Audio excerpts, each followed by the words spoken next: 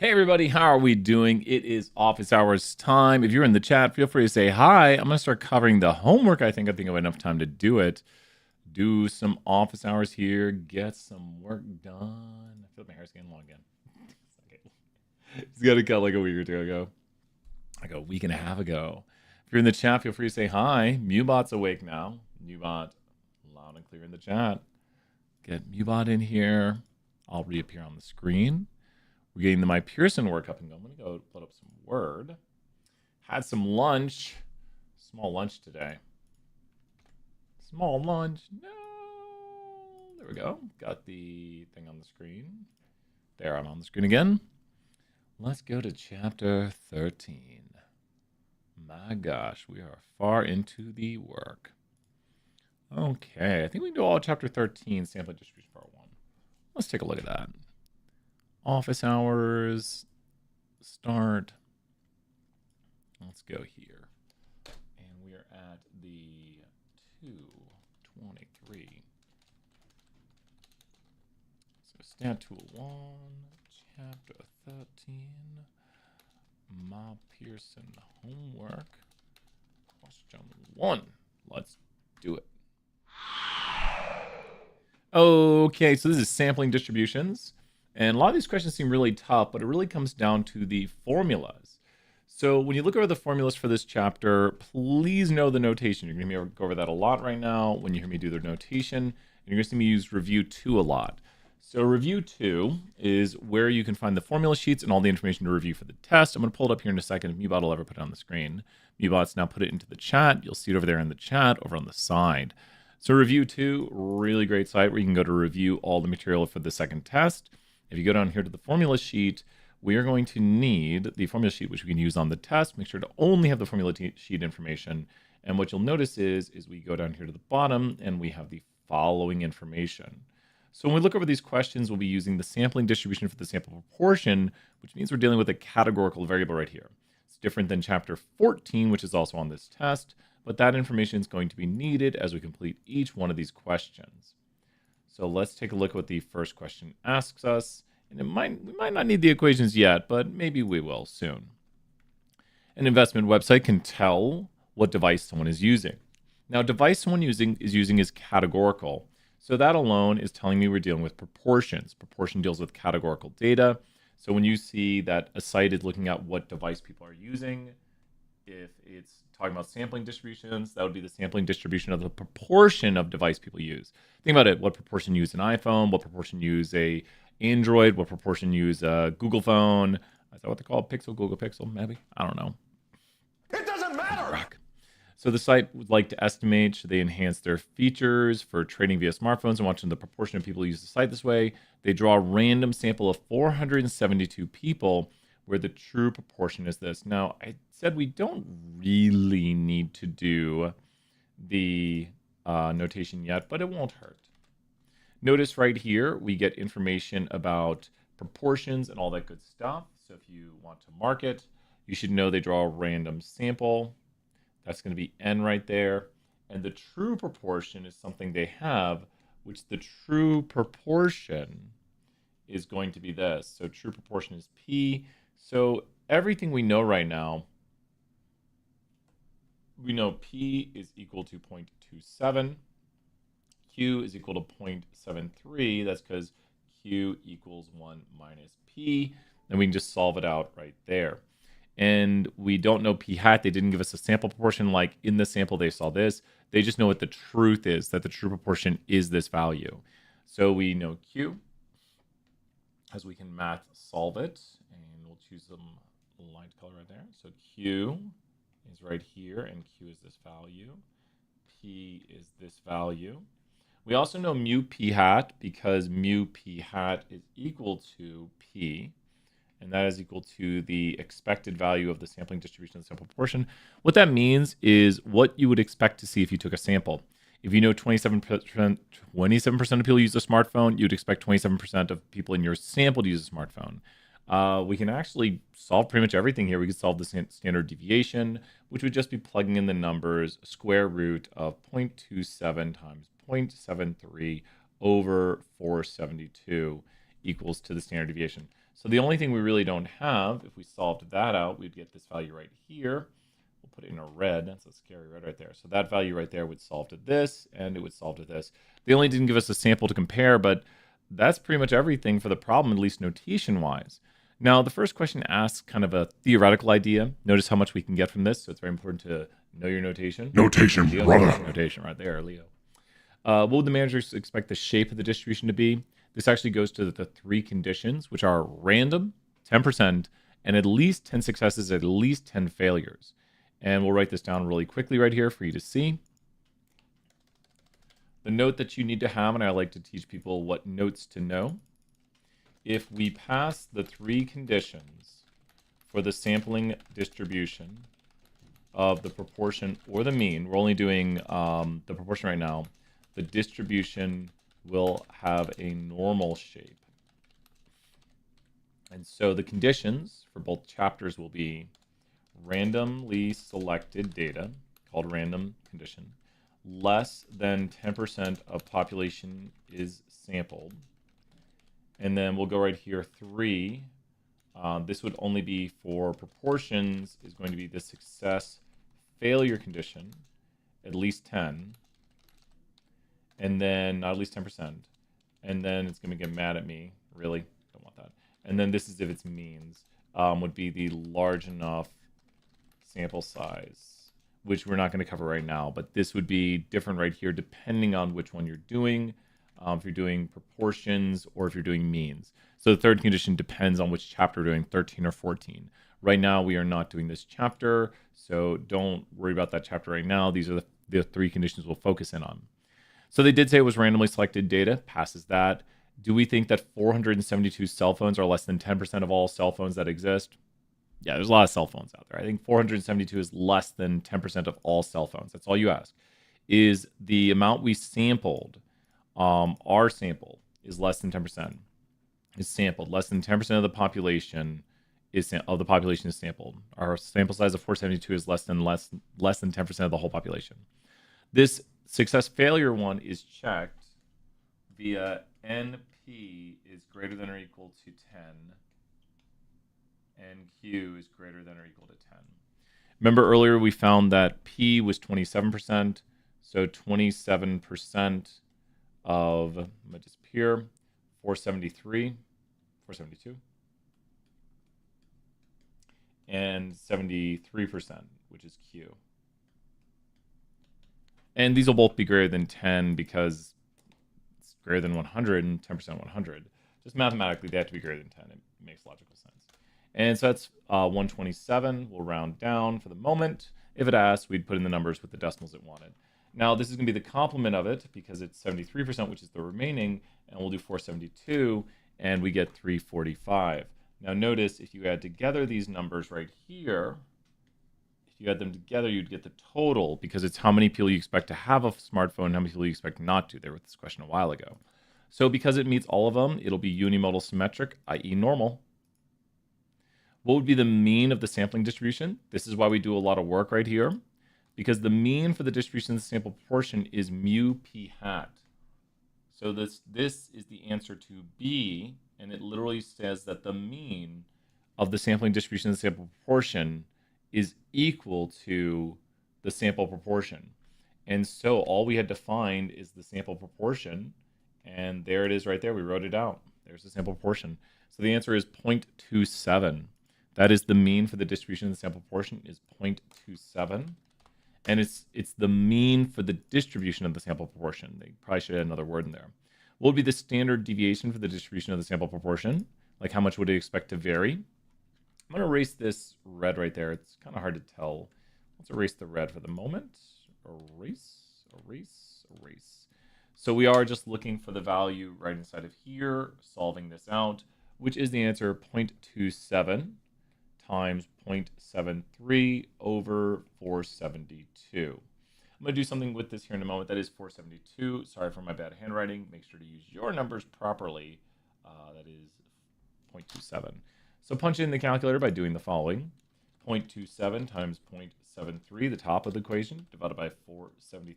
I don't know why I keep doing that. And then square root. Do not forget the square root. And there is the standard deviation. 0.020. Let me go back to the question. And I want to show you what we need to do with these. I should do it. I got it right. Don't tell me I got it wrong. I want to show you what we do with these and how we'd properly use these. Once you have these values, you would usually go and start plotting them. So notice how we had for our problem a mean of 27 and a standard deviation of 0.02. So you'd go right here and you would say, there we go. It's pretty darn good. Okay. You would say I would expect 27% because that's the mean. Mu p hat is equal to 27%. And then standard deviation of p hat is equal to 0.02. And then you simply go up, up, up, down, down, down, and 0.29, 0.31, 0.33. And notice how we're just going up and down the standard deviation like we've always done it. So you're going up and down those standard deviations. You need to put the mean at the center. Now, what's really great is I've just put in the chat the the Adam Spanbauer, who's awesome. Adam Spanbauer applet right there. And we can use that to answer a lot of questions for these problems. And we'd also put our z-scores on here. It doesn't hurt to draw these things out. It's really good practice, and it'll help you get better at solving these. And then you can check your work right here. If you go to the normal applet, put in the mean of 27 and the standard deviation of 0.02, and you can see down here the answers at the bottom. I don't know why it's doing the extra decimals, but you can see the answers to the curve, and then we can figure out some later questions. But that is the first question. A little bit of a tricky one to start, but we marked our notation and we did really well. So let's go ahead and mark the second one right here. A lot of multiple choice on this question. So let's get the second one rocking and rolling. 1304. Okay. On this second question, it asks conceptually what's going on right here. Now, it wants to know the shape of the sampling distribution. Well, the shape of the sampling distribution, if you watch the first question, is governed by us passing the three rules or not passing the three rules. So here we are with our three rules. I thought I had the right page open. Here's the right page. The three rules to pass right now for this chapter, this is another chapter later on, it's still the third rule, but for another chapter, is did we randomly select the data? Is the data less than 10% of the population? And also, do we have at least 10 successes, at least 10 failures? So what they're going to do with these questions is they are going to, where'd the questions go? Here we go. With the shape and the center and the spread, they're going to ask about these distributions. If we were to take sample sizes of 20, 50, 75, or 100, notice on the small sample size, it's not very normal. 50 more normal, 75 more normal, 100 more normal. And this is a product that as we get larger sample sizes, we're more likely to get at least 10 successes, at least 10 failures. And we can do the shape of all these pretty quickly by doing the following check. We have right here P, which is the proportion of successes. We need to first find the proportion of failures. So what proportion of failures would we expect? Well, if we expect 84% successes, once you find P equals 84, that means 16% failures. So now, if we figure out how many successes and failures we would expect, we can do it for each sample size. So this is our sample size right here. And for a sample size of 20, 50, 75, or 100, we simply times by 84, and we can do some quick math in our head and hope we get it right. This will be 3.2, 16.8. Cut them in half for the next one. So this would be 8, and this would be 42. That's right.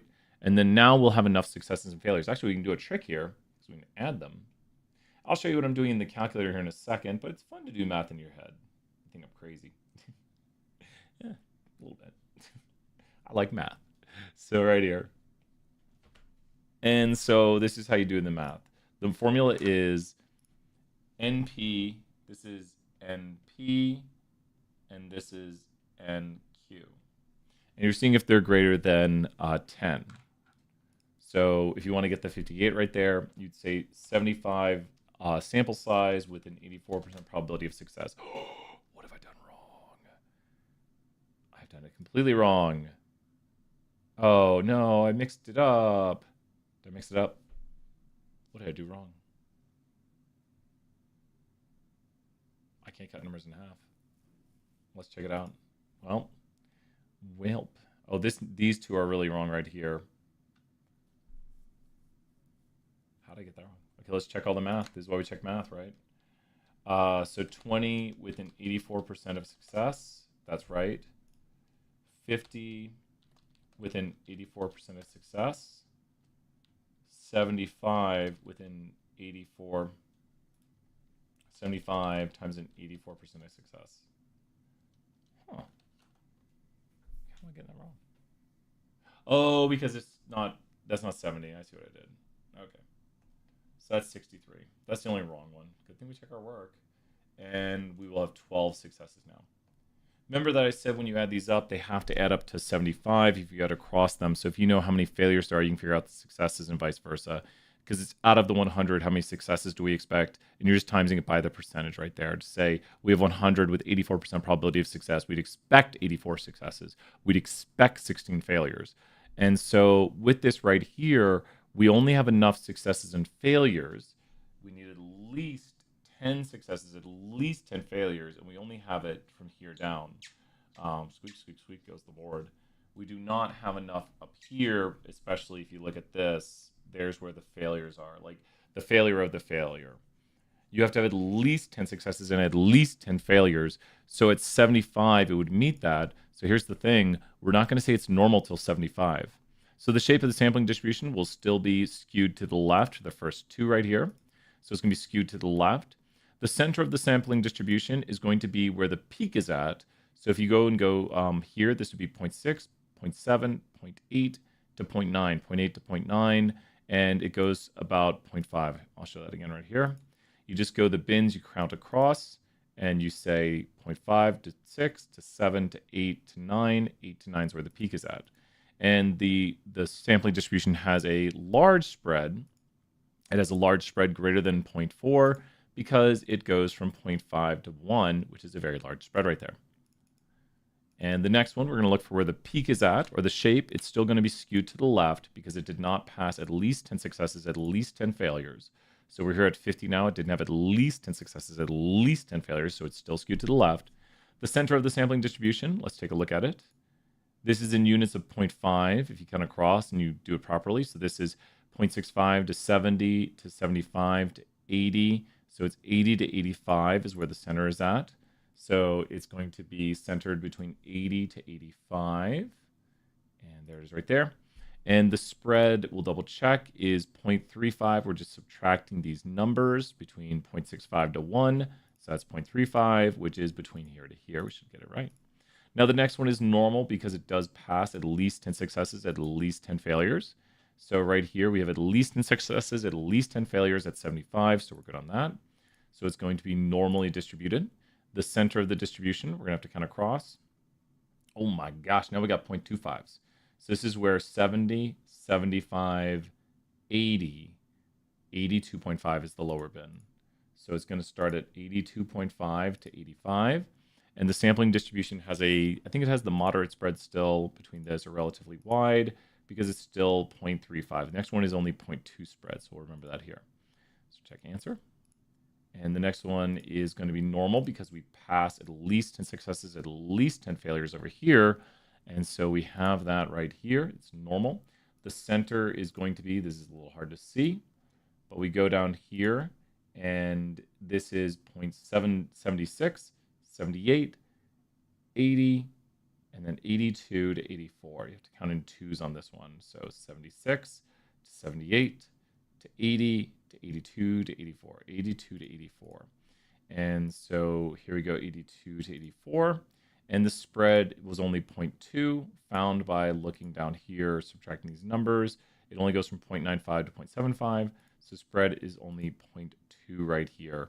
So that's going to be a small range. Check the answer. Okay, let's get the next question ready over here. Get that next question ready. Good stuff. Hopefully people are learning a lot from this video. Let's do the next one. Okay, next question. 21, 13. Here we go. So with this question, this one goes a little bit in depth and covers a few concepts that we need to know. Right here, let's mark our notation. Notation, brother. Go here, copy the question. And it says that they sampled 1,000. Thank you for telling me that. It says that they sampled 1,058 U.S. teenagers. That is sample size. And about 45.4 of them reported they were on the line constantly. Now, this is from the sample, making this a sample proportion. Sample proportion is p hat. That differs from p, which is the truth for everybody, which this is not stated to be. Always remember, if it's a sample proportion, it's p hat. If it's the truth for all teenagers or everybody, it'd be p. Now, we can also get q hat right here. Q hat is 1 minus p hat. They're complements. So 1 minus p hat is 0.546. It's important to read the problem and see what information they give you and just mark it down and then use it later on. Explain the meaning of this number. So let's just tell them what it is. What does this mean? What does that mean? It means that this percent of the sample is reporting that they were online constantly. This is our best guess of the true proportion, the proportion of all U.S. teenagers who would say that. Well, you know what? We lucked out. The first answer is right. There we go. Calculate the standard error.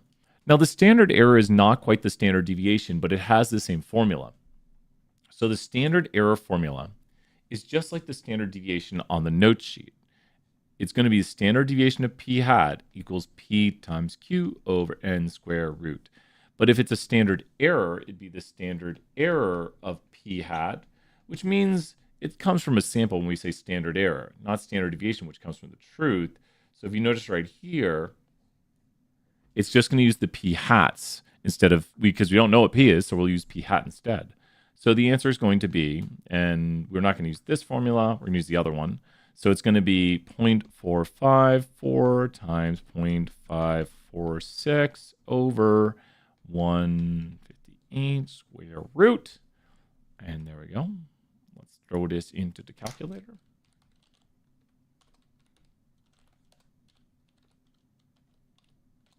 There we go. And square root. And there it is. There's the standard error of p hat. Round to 5 decimals. You got to be kidding me. There we go. Check answer. Got it right. And what does this value mean? This is an estimate of variation. The standard error estimates standard deviation. If you don't know what the standard deviation is because you don't know p, because p is the truth, so sometimes you don't know the truth, you have to use the estimates, which are p hat, to estimate the standard deviation, which is variation. Standard deviation is variation. Standard error is an estimate of the standard deviation. It's the best guess of it. So let's see which answers are in line with that. The standard error is the best estimate of the standard deviation of the sampling distribution sample proportion, which measures the amount of variation in samples and in the sample and population proportion. That sounds about right. The standard error is the best estimate of the standard deviation of the sampling distribution sample proportion. Oh, wait, here we go. Which measures the amount of variation in the sample proportion expected to be seen from samples to samples where this amount is asked. It is based off a sample size. I thought something was missing because when you look at the way we did the math, we put it on the screenshot over here. It is based on a sample size, so they acknowledge that in the later one by saying the variation from sample to sample of a sample of 1,058. So very important right there that it acknowledges it is from a sample of that size. Standard error will not be that big part of a test. It's rarely to ever mention. Wink, wink. So next question right here. Let's do it. Okay, question 4. As the sample size increases, the mean of the sampling distribution will do what? Easy question, right? It's easy if we know the equation. Let's go to our first equation sheet right here. Not the null hypothesis. Talk about that another time. Here we go. We're going to grab this equation sheet right here and talk about it because it says the mean of the sampling distribution. It's talking very specifically about this. And it said as n increases, as n gets bigger, what happens to mu p hat? Well, what do you notice about this equation? this mu p hat equals p doesn't have n in it. So as the sample gets bigger, what happens to mu p hat? Now, n is inside of this equation.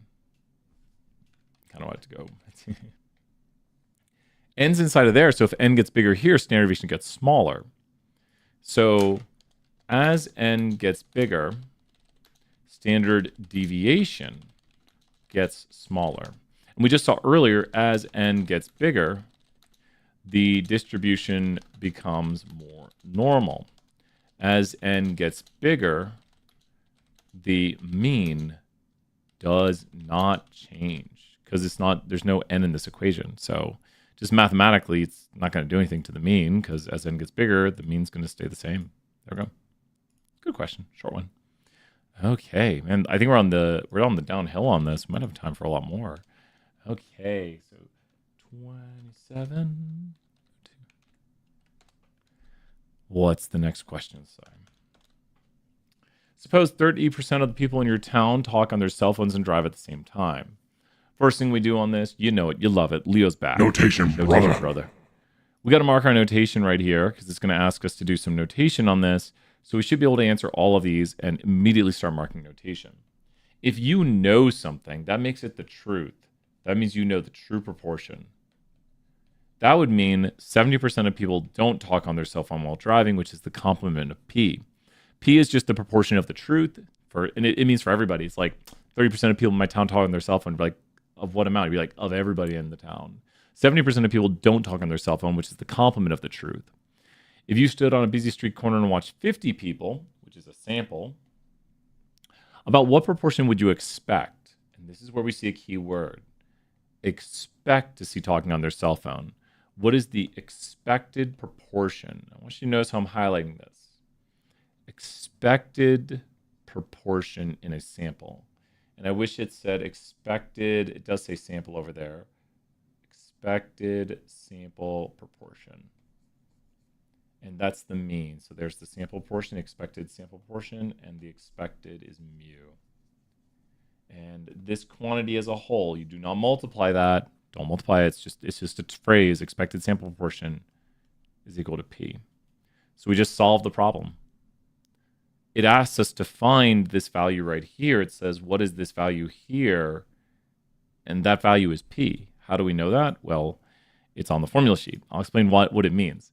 It literally means, like, just think about it. If 30% of people talk on their cell phone and you watch 50 people drive by, what percent would you expect to see talk on their cell phone? And you would say, well, if 30% of people talk on their cell phone, I'd expect to see 30% of people on their cell phone out of 50. Now that's the percent, so that is the expected sample proportion. That's the expected sample proportion. We also do another thing you saw earlier where we do NP, which tells you how many of the 50 people we'd expect to see 30% talk on their cell phone. So I'd expect 15 people.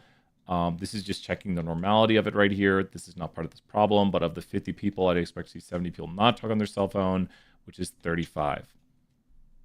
So the distribution should be normal by this. We went to 50 random people in our town and watched them on their cell phone, or see they're on their cell phone while driving the car. So I'd expect 30% of the people, 30% of the 50 people to be on their cell phone. And now it's showing the math. Yep, that's how we do it. Okay, a few more questions. Nice and easy quiz.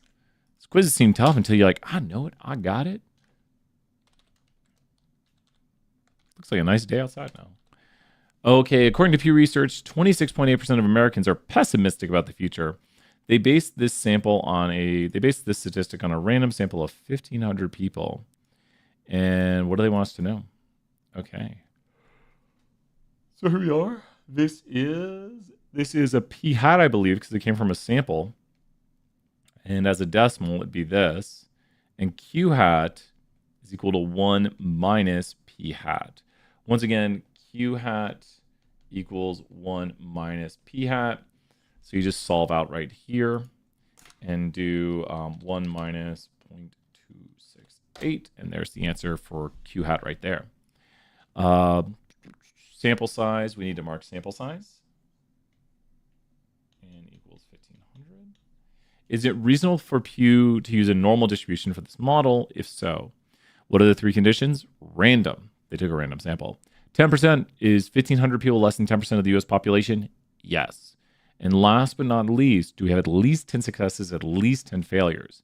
The answer is most definitely yes, because NP greater than or equal to 10 and Q greater than or equal to 10. Now here's a fun fact. You only have to check the smaller one, which means we only need to check this one. And they put hats on them. So let's throw little hats on here just in case.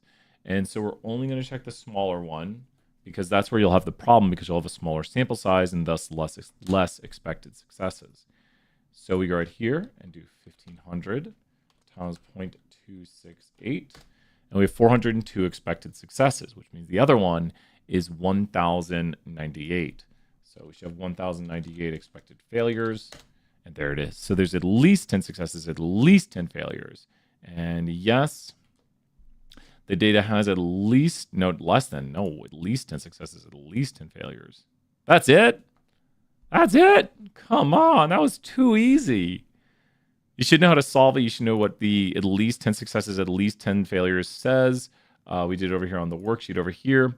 But you should know how to check this to make sure the data follows the normal. And let me show this just briefly here. Hopefully people are still watching this part. It can be best shown by the binomial applet from Iowa. So Iowa, I don't know how to spell Iowa. There we go, binomial applet Iowa. I spelled Iowa way wrong. And if you were to have a sample size of 100 with a success rate of only 1%, you'd only expect one success. But take a look as we get more expected successes. Now we expect 5 successes. You can see expected successes down there. Expected amounts of observation that conform to X. And 6, 7, 8, 9, 10. Ooh, that went back to 1%. Notice that it becomes more normal, and that is because the distribution... I'm trying to think of how to describe the binomial works. This is to say, if you had a game of chance and you won the game of chance about 10% of the time in the long run, law of large numbers, then the most likely thing to do would be to win 10 times. Outcomes around that, like 9 wins or 11 wins, are also kind of likely-ish, but winning like 20 times would be very unlikely if you only have a 10% chance of winning out of 100 games. So we could go here and change this to something like 500 observations. And now look, it's crazy normal. And also, you wouldn't have about 20% wins, which would be 100 wins out of 500. It's actually a tighter distribution. This one is showing the numbers on the bottom, like how many wins you have. But in terms of wins, 50 is 10% of the wins. Because you go right here and just do 500 times 10, and you get the expected amount of successes. But if we only have like a 0.02 success rate here, we're only going to have one expected success, and then the distribution is very skewed to the right. The distribution kind of equalizes more. It goes towards the center. There are slight exceptions to this. Like if you only have 20 observations, actually this would pass the 10%. But this will also be kind of normal because it can't skew in a direction. But as soon as you get down here to something like this, it's going to be heavily skewed because you only have 1.2 expected successes right here. So you can just times P and N to find the expected successes, and they've had at least 10 successes, at least 10 failures, then the distribution will be approximately normal, and that's what this is visualizing for you, that if we get to at least 10 successes, at least 10 failures, ignore the exceptions to the rules that create interesting natures, but there's definitely at least 10 successes now. There's 40 successes and 160 failures. How do I know there's 160 failures?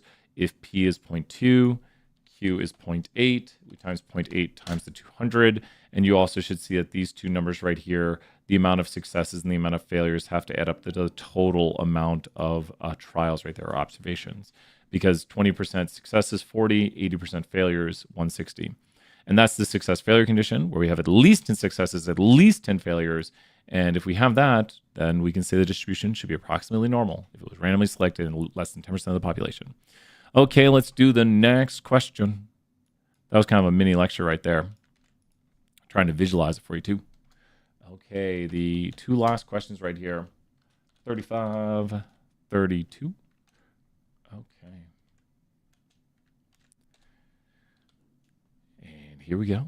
A philanthropic organization sends out fundraiser letters.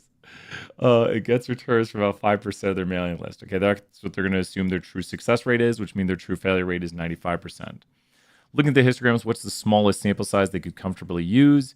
And we don't even need to look at the histograms because the answer is 200. I'll explain how we know that. We just went over, if you watched the previous part of the video, the success-failure condition. The success-failure condition states you need at least 10 successes, at least 10 failures. So you can use the smaller percentage right here. Let's go here to the sample sizes. And with this, we have the following information for this problem. We have that n is given different sample sizes, and we have p equals 0.05, q equals 0.95. Now, you only need to use the p equal 0.05 and multiply across. So 5% of this is going to be 1. This is going to be 2.5. This is going to be 5. And this is going to be 10. And we meet the at least 10 successes. We could figure out the failures right here by subtracting from 200 and subtract from 100. And you can see the amount of expected failures. But the failures is always passing. The problem is with the smaller of the two. So there's enough failures right there in all of these. There is not enough successes in these, though, because we don't have at least 10 successes, at least 10 failures, which means visually speaking, it should look skewed until we get to 200. It might be hard to tell for the last one. You can definitely tell left skew, and left skew. So they are making it a little bit visually easy to tell, but the math right there solves out that it has to be 200. And the reasoning here is also given. What does the success failure condition say about our choice made? The value of NP is at least 10, and the value of NQ has to be at least 10 too. So the values of NP and NQ are both at least 10, and that's why we meet it. There's at least 10 successes, at least 10 failures. My gosh, we're on the last question right here. I might take a quick walk. I didn't get to do Pokemon walks today, and it's finally sunny out. Oh my gosh. How is that different? Did I have 2 spaces there? Okay. 37, 52. Last question. Where did I get the extra space from? I don't know. Okay. A machine is supposed to fill cans to 16 ounces. There's going to be variation, of course. We've got estimations of what's going on here. The manager would like to understand the variability of the variances of the samples, so he collects information from the last 255 batches of size 10 and plots a histogram of the variances. Would a normal model be useful? Is that data normal? No. That's the answer. No, don't use the normal model because it's skewed to the left. So it would not be useful. No, it's skewed to the left. It would not be useful. Next right here, should they use the 68, 95, 99.7 rule? No, that's based on the normal. So kind of a neat little question to end where it's, you can only use the normal model on normal data. And they kind of show you that with a lot of these questions right here. So you could not possibly use the empirical. I mean, you could use it, but it'd be improperly implied. You could not properly use it. So with that, I think I'm going to take a quick walk. I've got 25 minutes per class. We've done the full, let's put right here, sampling distribution, full help on the video. Anyways, I think it's a slow day today because of the rain. Enjoy the day. It's sunny now. Bye for now, everyone. Bye.